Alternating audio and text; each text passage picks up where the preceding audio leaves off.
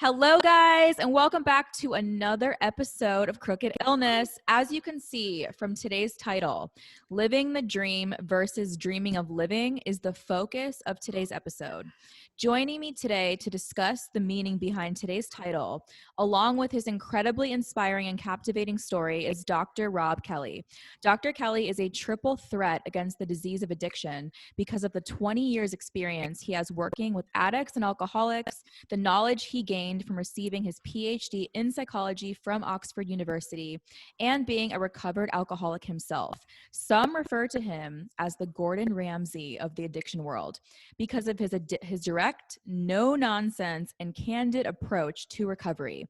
He has made appearances on multiple platforms, even the Doctor's TV show where he discussed addiction, along with the work he has done at his company, Robb Kelly Recovery Group. So without further ado, I'm excited to welcome Dr. Robb Kelly to the podcast. Hi, Paris. Good to be here. Thank you for having me. Yes, of course. Of course I had to have you on. After talking to you, hearing your story, and just having you dive into all of that, I had to have you come on and share with everyone. So thank you for being here. Oh, excellent. Looking forward to it. It's going to be awesome. Yes. So let's just get right into it. So I would love to have you share your story with us of how you went from being a struggling alcoholic who became homeless to the accomplished doctor you are today. Well, through alcoholism, I lost my wife, kids, houses, cars, just from drinking every day and becoming out of control. I found out that I just couldn't stop drinking, and didn't really think I had a problem, just thought that, drinking every day is not the end of the world. And then some crazy things happened in the house. Like, I remember, getting into some really crazy stuff while drunk and not even knowing what I was doing. But eventually, I came downstairs once to have a drink about 4 o'clock in the morning. And I found a bottle of vodka and I started drinking it. And my wife snatched it off me and said to me that, I think you've had enough. So I took a kitchen knife out and stabbed her 3 times. And the reason why I laugh is everything was okay. She didn't die or anything. It was just crazy. Not crazy the way I was. So eventually she left and with that, before I knew what day it was, the house had gone, the business had gone, wife, kids, houses, cars, parents, brother and sister wouldn't speak to me. I went from there to friends, from my friends to acquaintances, and from acquaintances to the streets.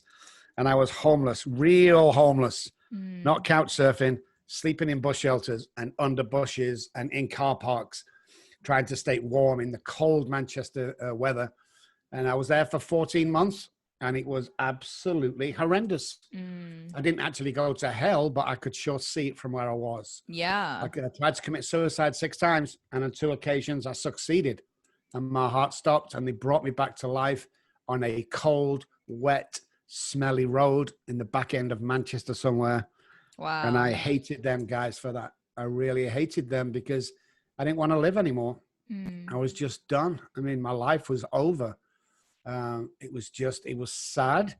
It was horrible. It was gloomy, and it was depressing. And one day at 2 o'clock in the morning-ish, I think, I dropped down to my hands and knees just for nothing and started to sob like a baby from an aching stomach. I wasn't crying from my throat, it was from my stomach. And I realized that was it. I remember looking up to the sky and said, if there's a God up there, I can't do this on my own anymore. And the guy walked around the corner 30 seconds later in the back streets of Manchester. It wasn't a main road, it was a back street, cobbled streets. It was pouring down with rain. My tears were mixing with the rain as it hit the cobbles. Such a vivid memory. And he came round, he said, do you want help? I said, yeah. I went back to his house and my journey started right there. Wow. It was crazy. Yeah. So you went back with him to his house, and that's the moment when you really decided that you wanted to change. Is that the moment that moment when you went back? Yes, it was, but something crazy happened. And so I went back to his house and he said, hey, you can stay here as long as you want, but you've got to come to an AA meeting with me. Well, I hate AA meetings, but I went. And halfway through the meeting, this guy at the back with white hair, white beard, quite a distinguished looking guy, dressed casually, he announced himself as a recovered alcoholic. And I kind of twisted my head thinking, you can't say that, So after the meeting, I went over to him and said, will you sponsor me? And he said, no, but I will be your spiritual advisor for a period of 12 weeks. which I thought was weird at the time. So I said, okay. So he said, there's my address. Bring a big book and bring the dictionary. And I said, oh, I went to Oxford. I don't need a dictionary. He said, bring a dictionary. So I said, okay. So on a Wednesday, I walked to that man's apartment. It took me about an hour to walk there. Wow. I spent an hour with him studying and an hour to walk back. I did that for 12 weeks. Every single Wednesday, Paris, I walked there. That guy taught me stuff in that book about life and about myself that absolutely blew my mind. And he told me to guarantee people can recover, and that I was the chosen one. And he told me all this stuff that I started to believe. And when I finished with him, I remember coming home, and about 3 days, he told me amazing things will happen. So 3 days later, I got a job. It's like, wow. So doing this part-time job. And then about 14 days later, I get an apartment. The apartment comes free, and I said, I can move in. So I got my first pay packet the day after, and it was about, I don't know, about $20 or something. Anyway, I went to the local gas station. I bought him a little teddy bear and a little card. Because my life had changed since meeting this guy, Paris. It was like mind-blowing, the stuff he taught me. So, and my confidence was sky high. So I walked back to the man's house. His name was John. I walked past the John's house, and when I got there, I was knocked on the door, and there was no answer. And it doesn't look as if anybody was there. It looked like it was vacant. So I banged on the door that loud that the next door neighbor in the apartment's come out, and she says, can I help you? And I said, can you tell me where John's moved to? And she said, there's been no one in that apartment for at least 3 months. Wow. So I let her close the door. Obviously, she's crazy. So when she closed the door, I went to the left-hand side and I knocked on his door. And a guy came to the door and says, can I help you? And I said, can you tell me where John's relocated to? And he said, there's been no one living there for 12 months that I've been here. So I said, okay. So I come away. I knew I had the right apartment because I've been walking there for 12 weeks. But here's the crazy part. I went back to the meeting where I'd met him. And I said to the guy that was chairing the meeting, can you remember John? And he's like, John? No, John. White beard, white hair. He was at the back of the meeting. Wow. So I says, no. I says, I was in the corner near the coffee machine talking to him. And he said, no, Rob, we were laughing at you. You were in the corner near the coffee machine talking to yourself. I've never found that man. Wow. I know. Wow. And it was right there and then I realized that I was destined for bigger things. That's crazy. So you did 12 weeks. 12 weeks. You walked an hour to that apartment, and then you went back to find him, to bring him the gift that you got him, and then no one knew him. No one heard of him. No one even heard of him at the meeting that you went to. And it's like, no, you never even found him. Still, nope. To this day. Still searching. Wow. 30 years on. Crazy. Still searching. That's I know. Oh and loads of stuff like that's happened to me. You know, like I was supposed to come over here for 2 weeks, and it's now 13 years that I've been in America. But, you know, I was supposed to come over 2 weeks. It came out the blue. And then week before I was supposed to leave here, I'm getting all my stuff out, my suitcase, and my passport was expired by 2 days. So I jumped on the train and I went down to Liverpool and I took all my stuff in, and the guy said, it's going to be about 8 weeks. And I said, well, can I expedite it? And he said, well, it's 4 weeks. So I said, well, I'll fly out in a week's time. And he said, there's no point in expediting it. You're not going to get it. It's not going to get it. So I paid for the normal one, 8 weeks. And then I didn't tell anybody because I was just scared of calling the people in America saying I can't come because I've got no passport. So I decided, I made a couple of calls and they were out. So I decided I was supposed to fly on the Monday. On the Sunday, when everyone was home, I was going to call them. And 5 days later, on the Friday, a knock came at the door. I opened the door and it was the postman with my passport. Wow. Right? That's and crazy. They keep happening to me. I know that's insane. Cause the story that you told me and all these things that were happening and all these things that were taking place that you just really can't explain, and how that, like how you went from the place that you used to be to where you are now. And I just think it's crazy to hear things like that when people share moments like that with me of things that they places where they've been, where they don't, it's like you don't always know what's going on, but it happens anyway. That's crazy. Yeah, no, for sure. And I know I really wanted to ask you something too, because you actually, when we talked last time, you shared this quote with me, and I really like this quote. I wrote it down. I wrote it down a lot. So this is what it says. So it goes, step out of the disease and into the solution. I love that quote. And I really want to hear from you. Like, what does that mean to you? Like, what is the meaning behind that? And what does that quote mean to you? Alcoholism is a disease and Mm-hmm. addiction is a disease, but there's a way out. I mean, the 12 steps and the spiritual awakening, psychic change that the books talk about is a way out. But some people that I've met live in the disease. Like they're always supposed to be recovering. Mm-hmm. They never get well. They're always mad. You know, all this living. It's like, step out of it, step away. You know, if you was going to get some treatment for cancer and the cancer had cleared up, would you still go back to the cancer hospital time after time and stay in that environment? No, of course you wouldn't. You'd get out of the way from the disease and you step into a solution. And the solution is a great life, living life on life's terms, and stop feeling sorry for yourself. You know, there's no cure for alcoholism, but guess what, guys? There's no cure for food poisoning or the common cold. So let's put a spin on it. Let's stop feeling sorry for ourselves. Let's get our life. Let's start inspiring people. Yeah. Let's start complimenting people and doing nice things and start living in the solution. And that's where that comes from. It's like inspiring people to step away from the disease. Mm-hmm. So it's more about like transitioning from that mindset of you're stuck in this place, like you're stuck in this disease mindset of where you can't do this, you can't heal, you can't get better, and kind of transitioning from that over to the new life that you've been able to live from recovery and from things like that. So kind of transitioning over to that. Exactly. Step out, transition.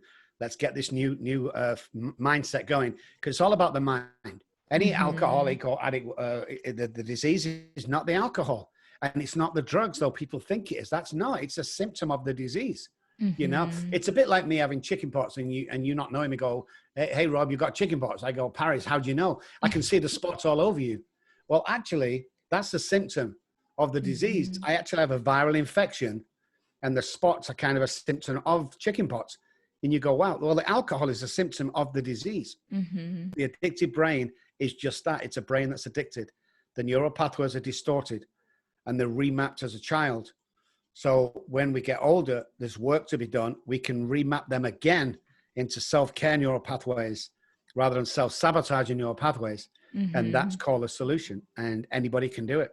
Anybody. Yeah. And I like how you frame that in a way of like, you can transition from this place into this place, and how you kind of broke that down with that quote, along with, you know, a lot of other things that you've said as well. But, I know, I mean, I kind of wanted to hear from you, because I feel like that's another thing too, that I love talking about with you, is the relationship between mindset and addiction, like how that plays a part, and like the way that you think and the way that you see yourself, the way that you see the world around you, and how, you know, we talked about, you know, you not being able to leave that dark place, that negative kind of mindset that you've created for yourself due to the addiction and due to kind of, you know, living that way for so long. And, you know, like what advice, like what one piece of advice would you give to someone who, you know, is trying, like they want to change their mindset, right? So maybe like they want to change their mindset. They've been struggling with addiction and they want to have a more positive mindset. Like, what is something you would tell that person to help them get towards that place? You've got to think every single day when you get up, you've got to start thinking positive. There's two things I do that set my day off. First of all, when I get up, the first thing I do is tell myself, today is going to be an amazing day. After I've done that, I walk into the bathroom, I stand in front of the mirror and I repeat 10 times, I love you, straight to my face in the mirror. Once you do that, your mind has started to change. Make your bed, set your list up for the day, and start accomplishing things from day one. If you're in a depression, if you're suffering from addiction and alcoholism, this won't last. If you want to get out of it, you can get out of it. Start going to 12-step meetings. Start calling people who know about the disease. Hey, call me. I'll give you advice. It's not going to cost you anything, but get out. Communication, dialogue with other people. And believe me, guys, I've been to the depths of insanity and the gates of hell. If I can come back, I'm nothing special. You can come back. It's just all in the mind. Set yourself up for success. Stop setting yourself up for failure. Doesn't matter how much you've got, what your job is. You know, think positive. If you're going to bed on a Sunday night going, oh my God, I've got to work tomorrow, change your job. And people go, oh, you can't do that. Stop making practical decisions based on fear. Because that's what people do. Well, I've got to have this job. It's the only job I deserve. Says who? One of the biggest sayings at Robb Kelly Recovery Group is says who? Who's making these rules up, guys? You know, most people that are rich, wealthy, successful, happy, they don't want to give the secret away. The secret is believing in yourself and realizing how much power you really have. Quantum physics says it all to me. Quantum physics tells me, let's say a basketball court, I can be up to 25 places on that basketball court at the same time. So where do I want to be? I want to be over near the goal. So when I get the ball, I'll pop it in. I'll be the hero of the match. Okay, cool. Can you see that position? Yes. How do I get it? You'll walk over and you take that position. End of story. If you can visualize it, you can hold it in your hand. And you have to realize how powerful the mind really is once you start believing. And therefore, you become empowered.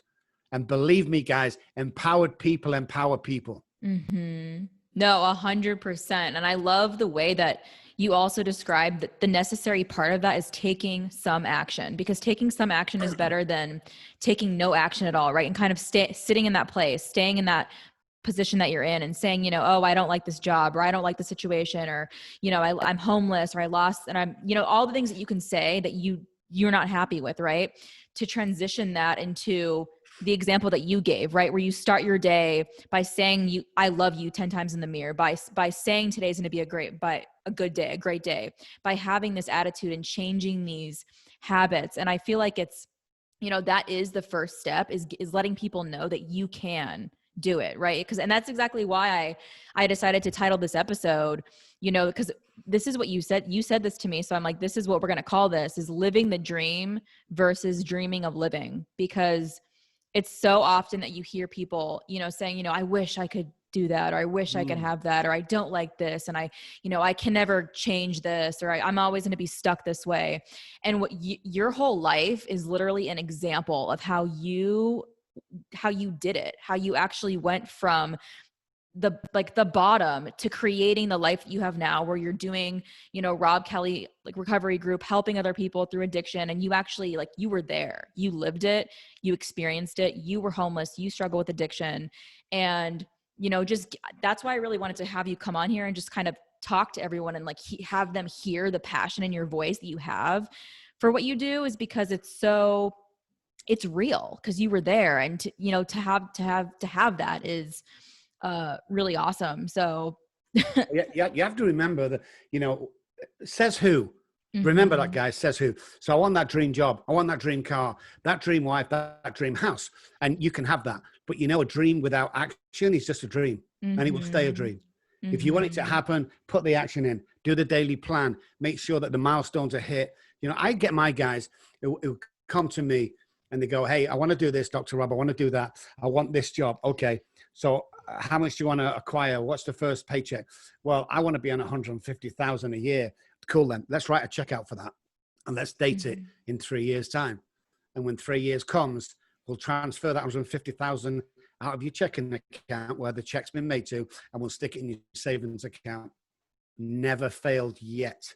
Every check has been cashed, because it's all about mindset. If somebody says you can't do anything, you probably can't do it. But if somebody keeps telling you can do it, and people used to say to me, well, you can't do everything you want, or anything. Yeah, I can. Well, I can't be president. Well, I beg to differ today. We have a businessman running the country, you know, so you can do anything you want to do. Put your mind to it, and you do it, guys. Quantum physics, remember, take the action, walk over, get that dream job, and stop living in fear. You know, I know there's a lot of fear right now with the pandemic and everything going on, but you can live your dreams. Now is the right time to reinvent yourself. Now is the right time to start leaping towards them dreams. You see, I get excited about this because like you said, Paris, I've lived it. I'm living proof that you can do this. You know, from what I've done to where I am today, is it impossible? Well, obviously not, because I'm here. Yeah. So I want to inspire other people to do the same. Yeah. And that's why I do these podcasts, is to inspire people. Yeah, no, because it's so true. I mean, it's not like we're just reading about, you know, a character that's made up in a book or a story that's made up. You're actually a real living, breathing person who has gone through these things and completely turned I mean, when I first talked to you, you told me, you know, you lost everything and then you built it back up again. I feel like the biggest part of that is the way that you think. Your mindset and the passion that you have is the ultimate driving force and what's really like propelled you into what you're doing. And I really like, you know, I'm happy that you were able to come on and talk about this stuff, because it's so necessary, and it's like needed to hear things like this, and you know, that people can do what they want to do. It's real, it's possible, it's out there, it's happening. And to actually have you come on and, you know, give that testament is awesome. And, you know, I'd really love to hear some of the unconventional methods that you use to empower the clients that you have, fighting addiction head on. So kind of, can you tell me about what those methods are, what they look like? It's all about changing neural pathways, changing the way you think. Mm-hmm. So an example would come, and let's not talk about alcohol and drugs for a second. Let's talk about somebody wanting to achieve something and believe in himself. We got a guy over, and he suffered slightly from Asperger's, but he was only slightly. So he had no confidence, no belief, nothing. And he was 22, 23, never had a girlfriend. And he just wanted to have a girlfriend and take a girl out, you know, but he could never do it. He could never do it. And so what we did is I went to a friend of mine who owned an Irish pub, and we kind of hired part of the pub that night. And I got 7 or 8 different girls his age, and I planted them around the pub, and they got paid for it. And here was the deal. We was going to go up to one of them, and we're going to start talking and just play with me. And he said, okay. So I'll let him choose. I said, just look around and choose whoever you want. So he knew that I couldn't have done it. I couldn't have set it up. And he says, the blonde girl, she's about 18, 19, I think it was 22. And looking, you really are. And when I was walking, he was grabbing the bar. He wouldn't leave the bar because he was so nervous. And I said, leave it to me. I can do all the talking. So I unprised his hand, and we walked over and we sat down. Bear in mind, these guys work with, these girls are being hired by me. And we started to talk. After about 20 minutes, he was in conversation with this girl, and it was phenomenal. And I walked away, and the other girl walked away, and we left talking. And it was just an amazing night. When we finished, she explained she had a boyfriend and blah, blah, blah. And it was great. But he come away believing that he could do that. Within 2 weeks, Paris, he had a girlfriend. And that's the things we do. We empower people. We make you believe. The alcohol and drugs is a given when you come here. We just change neural pathways. We use neuro-linguistic programming. We change the way you think. We change the way you behave. That deals with the addiction. It's a little bit more complicated, but you get the idea. Yeah. And then we rebuild your life. We get you a life that you've only dreamt of. Because when I was on the street, I used to walk past people's houses, especially at Christmas. I used to look through the windows and see people having dinner and opening presents. And I was homeless and had nobody. It was one of the loneliest times in my life. And I thought to myself, if I could just have one night doing that with somebody, I'd be living the dream. So when I was dreaming of that, I was always dreaming of living. So I came up with the sentence when I come off is, I'm not dreaming of living today, I'm living the dream. Because I am. I've got everything I want. I'm nearly 60. I dye my hair blonde. I wear crazy colored scrubs. I have 102 pairs of sneakers in all the crazy colors. I drive a Mercedes McLaren. I live in $1 million house. I mean, come on, keep going. Because this is the dream waiting for everybody. You know, and this is what people need to know. So it's empowerment, it's belief, it's the unconventional methods, it's NLP, neuro-linguistic programming, mixed with psychology and a belief that we will create your life in the 90 days that you're with us. Yeah, no, because it's all, I love how you position it like that, like changing the way that people think, changing the behavior, changing the way that they see themselves. And I thought, you know, the example that you just gave with that guy and who, you know, couldn't get a girlfriend, was really nervous talking to girls, and how even though like you hired the girls, he still was able to go up to her, have a conversation for 20 minutes, do that. And then, you know, like giving him the confidence to be able to do that, and teaching people that, right? And teaching people that you can do that if you want to, you know, and letting people kind of, and I think that's awesome that the way you talk about it that way, and just positioning it the way that it's all about the behavior and the habits and the way that you, 100%. You know, you've been, you know, cause take him, for example, like he's been the way that he was for so long, right? Where he was afraid to talk to girls, didn't want to do it, didn't feel he could for so long. And you come in and you just kind of shatter that and break that whole way that he saw himself to now to where he's actually happy and confident and being able to live the way that he wants to. And I feel like that's kind of, the overarching message with everything in life is that people, how do I get from where I am to where I want to be? How do I do that? How do I get from here to over there? And I feel like, really having you share the practices that you use with your clients and what you've done yourself is so helpful and so valuable because, it's real and it applies to so much more than just addiction, because we could talk about that, but there's so many different things that, people want to change, that they're struggling with, that they might need help with or advice with. And I think that that's awesome that you've kind of used your experiences, you've used what you've been through in your life to create what you're doing and to really teach people that. So, that's exciting to me and that's cool to me. So I was like, I want to hear him tell us what he thinks about that. So, I mean, if you could pinpoint, if you had to pick one of the biggest lessons or takeaways that you've learned so far throughout your entire story, what would that be? Self-belief. Have self-belief, and watch internal dialogue. When I dropped a pen on the floor years ago, I was a stupid idiot. Oh, you clown. No, be very careful. Words are so powerful. Tell yourself you're good enough. If you're out there and you don't think you're good enough and you haven't achieved anything in your life and you always think you're less than, I want to apologize to you because somebody's put that there. Everybody as a baby everybody wants to be a fireman, a doctor, a nurse. And what happens during our life is we get that kicked out of us.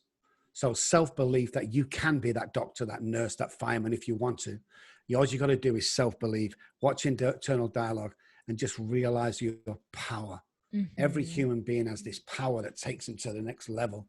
And everybody listening to this show right now has that power. Whether you believe it or not, you have that power. And once you believe it, it's not only the key to life, it's the key to success. It's the key to everything. I mean, not everybody wants to be wealthy. We had a guy here, he swept the roads. He just wanted to be the foreman or the manager of the little company that swept the roads for the government. And he became that manager. And he was happy as anything. On about 40,000 a year, he was happy. See, that was his dream. So we helped him achieve that dream. And that's what we do here. We help you achieve your dreams. Forget the alcohol and drugs. If you relapse, I'll give you your money back. It's about looking for your dreams. Let's hit them milestones. So I mean, just and if anybody out there, have you seen a movie, Paris, called I Feel Pretty? I've heard of that movie. Oh my goodness! I mean, it's a comedy, but for the people listening here, look for the underlying message, which is powerful. It's self-belief, and when you start believing in yourself, other people will treat you differently and will start to come around and believe what you're saying because you have that much confidence. I was sat with Gordon Ramsay. He's a very good friend of mine, the chef of TV, and was sat in his kitchen many years ago. And he said to me, Rob, do you know I'm the best chef in the world? And I said, well, because you can cook really well. And he went, hell no. I said, well, why are you? And this is what he said to me, Paris, which changed my world. He said, because I tell everybody I am. And I went, wow. It was so simple yet so powerful. So I tried to tell everyone I was the best in the world. Now I am. Everyone believes it. I believe it. I mean, who's to say no? And that's what he told me because it was self-belief. Yeah, that is so true and so huge and so valuable because, like you said, if you don't believe in you, then why will other people believe in you, right? So if you don't believe in yourself, if you don't believe in, your purpose, your mission, your passion, whatever it is in your life, if you don't have that belief, then you're not going to be happy. You're not really going to be fulfilled. And I love that that's, the biggest thing that you can take away is just that self-belief in yourself and inner dialogue, the way you talk to yourself, because I agree with you 100%. Words are so powerful. Like if you tell yourself that you're not good enough, you know, you're not going to make it at this, or you're not good at that, then you're not, you know, because you told yourself that you're not. So, you know, if you tell yourself you can, then you open up that door to get out of this. Like, I can't do it. It's not going to work. I suck at that. You kind of talk yourself out of it. Yeah.